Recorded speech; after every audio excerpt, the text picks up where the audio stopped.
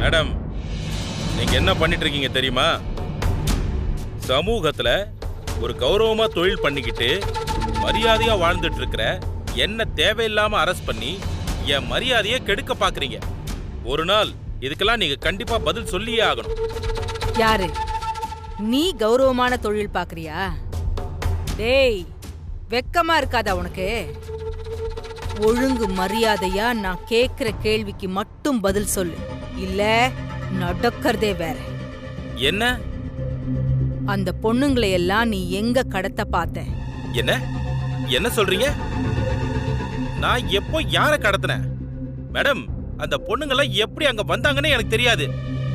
டேய், என் குணம் தெரியாம பேசிக்கிட்டு இருக்கேன். நான் இவ்ளோ பொறுமையா கேஸ் டீல் பண்ற ஆளே கிடையாது. ஒழுங்கா நான் கேட்டதுக்கு கரெக்டா பதில் சொல்லிட்டீனா தப்பிச்சேன், இல்ல? மேடம், நீங்க என்ன கேக்குறீங்கன்னு எனக்கு புரியல மேடம். டேய் மூர்த்தி, நீ யாரு? உன் பார்ட்னர் கனகா யாரு? கனகா மாதிரி இன்னும் எத்தனை பேர் உன் டீம்ல இருக்காங்க? மித்ராவை நீங்க ஏன் பின்னாடியே போய் டார்ச்சர் பண்றீங்க? நீங்க என்ன தொழில் பண்ணிக்கிட்டு இருந்தீங்க? இப்ப என்ன தொழில் பண்றீங்க? எல்லாமே எனக்கு தெரியும். வீணா உண்மையை மறைக்கிறேன்னு போய் சொல்லி நேரத்தை வளர்க்கணும்னு நினைக்காத. அப்படி பண்ணினா அது உனக்கு தான் டேஞ்சர்ல போய் முடியும்.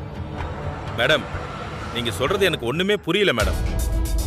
ஆமா, யாரு கனகா? அப்போ கனகா யாருன்னு உனக்கு தெரியாது, அப்படிதானே? ஆமா மேடம், தெரியாது. டேய் மூர்த்தி, ஒரு விஷயம் சொல்லவா? கனகாவை நாங்க உனக்கு முன்னாடியே அரெஸ்ட் பண்ணி எல்லா டீடைல்ஸையும் வாங்கிட்டோம். இன்ஃபேக்ட் அவளே உன்னை பத்தி எல்லா டீடைலையும் சொல்லிட்டா. அப்புறம் ஏன் மறைக்கிற? சொல்லு,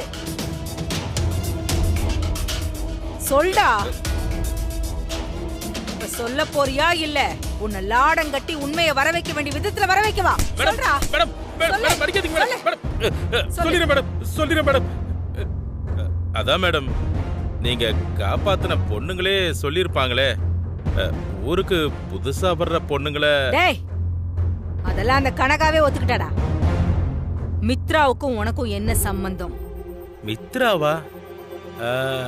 அப்படி யாரும் மேடம், மேடம், மேடம். டேய், நடிச்சது போதும், ஒழுங்கா பதில் சொல்லு. மித்ராவுக்கும் உனக்கும் என்ன சம்பந்தம்? இப்ப மட்டும் நீ உண்மைய சொல்லல, உன்னை சுட்டுட்டு சஸ்பெக்ட் எஸ்கேப் ஆக பார்த்தான், அதான் சுட்டுட்டேன்னு கேஸ முடிச்சிருவேன். சொல்றா, சொல்லு. ஏய் மேடம், சொல்லிடுறேன் மேடம், எல்லாத்தையும் சொல்லிடுறேன். மித்ராவை எனக்கு அவ இந்த ஊருக்கு வந்த புதுசுல தான் மேடம் எனக்கு தெரியும். நானும் அவளை தொழிலுக்கு வந்த மத்த பொண்ணுங்களை மாதிரி நினைச்சுதான் அப்ரோச் பண்ணேன். ஆனா அவ என்னை ஏமாத்தி போலீஸ்ல புடிச்சு கொடுத்துட்டா. அதுக்காக பழி வாங்கணும்னு நினைச்சுதான் இதெல்லாம் பண்ண மேடம். ஆனா இது நான் மட்டும் தனியா பண்ணல மேடம். என்னடா சொல்ற? ஆமா மேடம், இது நான் மட்டும் தனியா பண்ணல. அந்த வீட்டுல இருக்கிற ஒரு ஆளோட சப்போர்ட்டோட தான் பண்ண மேடம். அவங்க தான் இது எல்லாத்துக்கும் பிளான் எல்லாம் பண்ணி எல்லாத்தையும் பண்ண சொன்னாங்க மேடம். வாசுகி வீட்லயா? ஆமா மேடம். டேய், யாரா அது? தீபிகா மேடம்.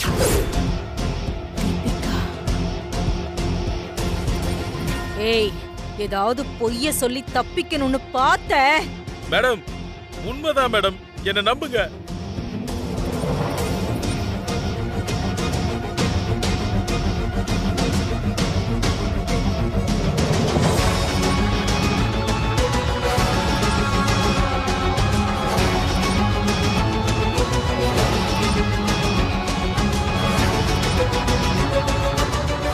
தீபிகாவா? அவ ஏன் இதெல்லாம் பண்றா? இத உடனே வாசுகி நாலேஜுக்கு கொண்டு போகணும்.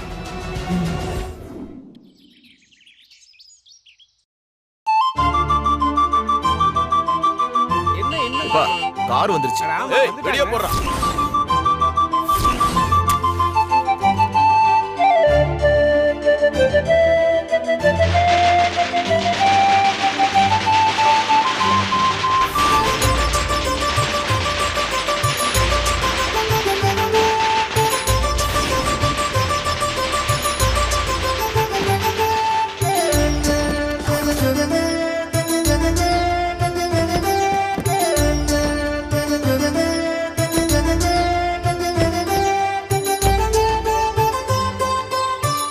வணக்கம் வணக்கம் வாங்க தம்பி. வணக்கம். ரொம்ப சந்தோஷமா நீங்க வந்ததுல.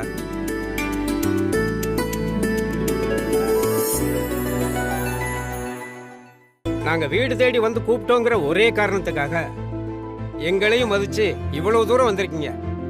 ரொம்ப ரொம்ப சந்தோஷமா. ஐயா, நீங்க கூப்பிட்டாலும் கூப்பிடலனாலும் இது எங்களோட கடமை. யாரு விட்ட சாபமோ தெரியல, 20 வருஷமா நாங்க இந்த கோயிலுக்கு வர முடியாம போயிடுச்சு. அது எங்களோட தப்புதான். ஊர்ல இருக்கிற சாமி எல்லாத்தையும் கும்பிட்டாலும் ஊர் தெய்வத்தை கும்பிடுறதா குடும்பத்துக்கு நல்லதுன்னு சொல்லுவாங்க. இவ்ளோ நாளா தவறி போனது உங்களால மறுபடியும் எங்களுக்கு இந்த பூஜைய பாக்குற பாக்கியம் கிடைச்சிருக்க. நீங்க சொல்றத கேக்கும்போது எங்களுக்கு ரொம்ப சந்தோஷமா இருக்குமா. ஆனா அதுல ஒரு சின்ன குறை. நம்ம டாக்டர் வந்திருந்தா மனசுக்கு நிறைவா இருந்திருக்குமா. பெரியவரே, நாங்கெல்லாம் வரும்போது அண்ணன் மட்டும் வரமாட்டேன்னா சொல்லுவாரு. அவர் தான் எங்களை முந்திக்கிட்டு ஆளா கோயிலுக்கு புறப்பட்டாரு. ஆனா திடீர்னு அவசரமா ஒரு ஆபரேஷன் பண்ணணும்னு ஹாஸ்பிட்டல்ல இருந்து ஃபோன் வந்துச்சு. எங்களை நீங்கெல்லாம் போங்கன்னு அனுப்பி வச்சுட்டு அவர் ஹாஸ்பிட்டல் போயிட்டாரு. அவர் வர முடியாதனால தான் இந்த 2 பொண்ணுங்களையும் உதவிக்கு அனுப்பியிருக்காரு. அண்ணன் என்ன நம்மளை மாதிரியே வேலை பார்க்குறாரு. நினச்ச நேரத்தில் நினச்ச இடத்துக்கு போகிறதுக்கு. உசுரை காக்கிற தொழில் செய்கிறவங்களுக்கு குடும்பம், குழந்தைங்க, இந்த குலதெய்வம் எல்லாமே 2ஆம் பட்சம் தானே. நீங்க சொல்றது வாஸ்தவம் தான் தம்பி.